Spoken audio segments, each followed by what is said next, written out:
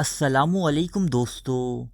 Prostitution یعنی پیسہ کمانے کے لیے جنسی بدکاری دنیا کے تمام بڑے مذاہب میں ایک برا عمل تصور کی جاتی ہے۔ عیسائیت میں بھی جنسی تسکین کے لیے پیسے دینا یا پیسے لینا اتنا ہی برا سمجھا جاتا ہے جتنا دیگر مذاہب میں چرچز یا پادریوں کا اس میں شامل ہونا تو دور، اس عمل کے پاس سے گزرنا بھی ممنوع ہے۔ لیکن اگر آپ کو پتا چلے کہ لندن میں موجود اکثر چرچز اسی پروسٹیٹیوشن یعنی جنسی بدکاری کی کمائی سے تعمیر شدہ ہیں تو شاید آپ اس بات پر یقین نہ کر سکیں، لیکن حقیقت میں ایسا ہی ہے۔ یہ قصہ ہے 12ویں صدی عیسوی کا کہ جب لندن کے ایک قصبے ساؤتھ ورک میں کئی بروتھلز یعنی فحاشی کے مراکز موجود تھے جن میں ہمہ وقت 1000 سے زائد عورتیں بدکاری کے لیے موجود رہتیں، اور یہ تمام بروتھلز مقدس پادریوں کی دیکھ ریکھ اور نگرانی میں کام کیا کرتے اور یہ باقاعدہ لائسنس یافتہ ہوا کرتے تھے۔ بدکاری کے اس کاروبار کے سبب ایک بڑی آمدنی پادریوں کے ہاتھ لگتی جو لندن شہر اور اس کے گرد و نواح میں مزید چرچز کی تعمیر اور دیگر مذہبی سرگرمیوں میں صرف ہوتی۔ ان چرچز کے لیے بدکاری کے ذریعے پیسے کمانے والی عورتیں چرچ کے خاص دنوں یعنی ہالیڈیز میں یہ عمل انجام نہ دیتیں بلکہ دیگر پادریوں کی طرح دعائیہ تقریبات میں شرکت کرتیں۔ چرچ کے زیر دست کام کرنے والی جب کوئی فاحشہ مرتی تو اسے چرچ کے احاطے میں تو دفن نہیں کیا جاتا، البتہ اس کی آخری رسومات ایک پادری یا نن کی طرح ہی ادا کی جاتی۔ ان بروتھلز کو انگلینڈ کے بادشاہ ہنری II کی جانب سے ایک قانونی حیثیت حاصل تھی اور ان کے انتظام و انصرام کی ذمہ داری بشپ آف ونسٹر یعنی ساؤتھ ورک کے سب سے بڑے پادری کے ذمہ تھی۔ اس پادری ہی کے حکم پر ان بروتھلز میں رہنے والی فاحشاؤں کو کمرے اور کسٹمر سونپے جاتے اور اسی کے حکم پر انہیں انعام اور سزا دی جاتی۔ اب کچھ روشنی ڈالتے ہیں اس بات پر کہ آخر ان بروتھلز کی شروعات کیسے ہوئی۔ دراصل ساؤتھ ورک نامی یہ قصبہ انگلینڈ میں عیسائیت کی آمد سے کہیں پہلے یعنی رومن ادوار میں بھی جنسی سرگرمیوں اور بدکاریوں کا ایک مرکز سمجھا جاتا تھا، جس کی وجہ یہاں رومن افواج کی ایک فوجی چھاؤنی قائم ہونا تھا۔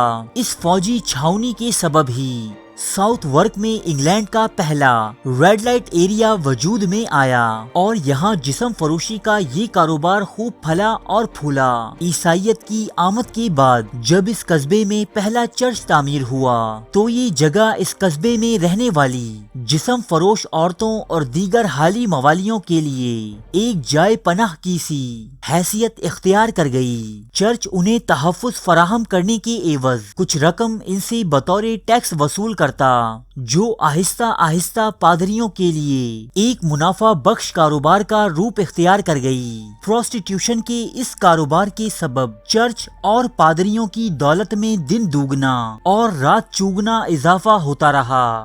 یہی پادری کسی نئے بروتھل کو لائسنس جاری کرنے کے مجاز تھے۔ اس کے علاوہ اگر کوئی عورت اس پیشے سے وابستہ ہونا چاہتی تو یہی پادری اسے کرائے پر کمرہ فراہم کرتے۔ ان کے بنائے قوانین اس قصبے کی تمام طوائفوں اور تمام فحاشی کے مراکز پر لاگو ہوتے۔ یہ قوانین جسم فروش عورتوں کو بھی تحفظ فراہم کرتے تو دوسری طرف ان کے کسٹمرز کو بھی۔ چنانچہ یہ کاروبار اس علاقے میں رومن ادوار سے کہیں زیادہ ترقی کرتا چلا گیا، کیونکہ رومنز جنسی بدکاری کا یہ عمل غلام عورتوں کے ذریعے سر انجام دیتے۔ انہیں نہ کوئی حقوق حاصل تھے اور نہ سہولتیں، جبکہ چرچ کی دیکھ ریکھ میں یہ کاروبار انتہائی نظم و ضبط کے تحت چلایا گیا۔ پادری اس عمل کے لیے خوبصورت اور تمیزدار خواتین بذات خود منتخب کیا کرتے، انہیں اس عمل کی تربیت دی جاتی اور جسم فروشی کے عوض انہیں اچھا خاصا معاوضہ دیا جاتا۔ ان کی اچھی صحت اور اس عمل بد کے سبب ان میں پھیلنے والے مختلف انفیکشن سے بچانے کی خاطر میڈیکل کا خاص انتظام کیا جاتا۔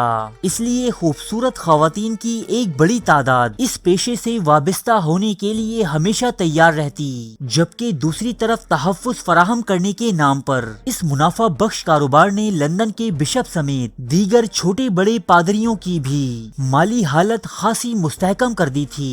لہٰذا اس حرام کاروبار کے تحت کمائی گئی دولت سے لندن اور اس کے گرد و نواح میں بہت سے گرجے تعمیر کیے گئے اور دیگر مذہبی کاموں کے لیے اس پیسے کو بے دریغ استعمال کیا گیا۔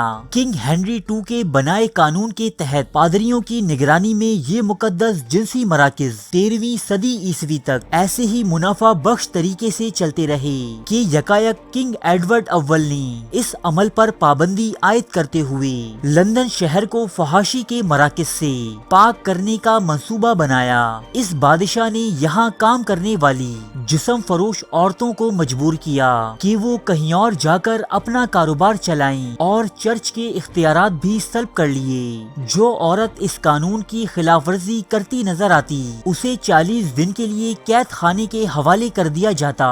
لہٰذا صدیوں سے یہاں رہنے والی جسم فروش عورتیں کوونٹ گارڈن نامی علاقے میں جا کر آباد ہونے لگیں اور آہستہ آہستہ یہ علاقہ بھی ایک ریڈ لائٹ ڈسٹرکٹ میں تبدیل ہو گیا۔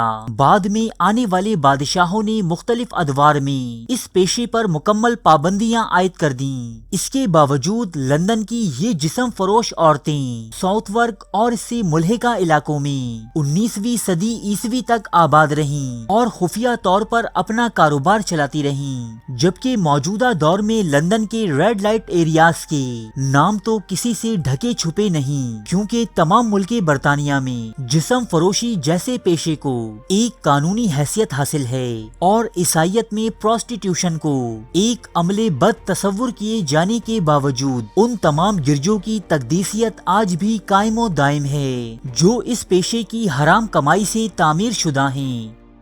اس ویڈیو کو بنانے کے لیے مندرجہ ذیل کتابوں اور مضامین کی خدمات لی گئی ہے۔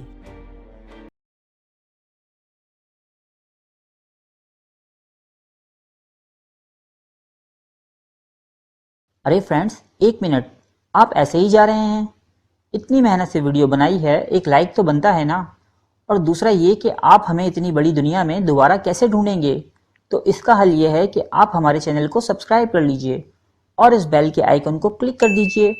اس طرح ہمارے آنے والی تمام ویڈیوز آپ تک پہنچتی رہیں گی۔ ارے ڈریے مت، یہ بالکل فری ہے۔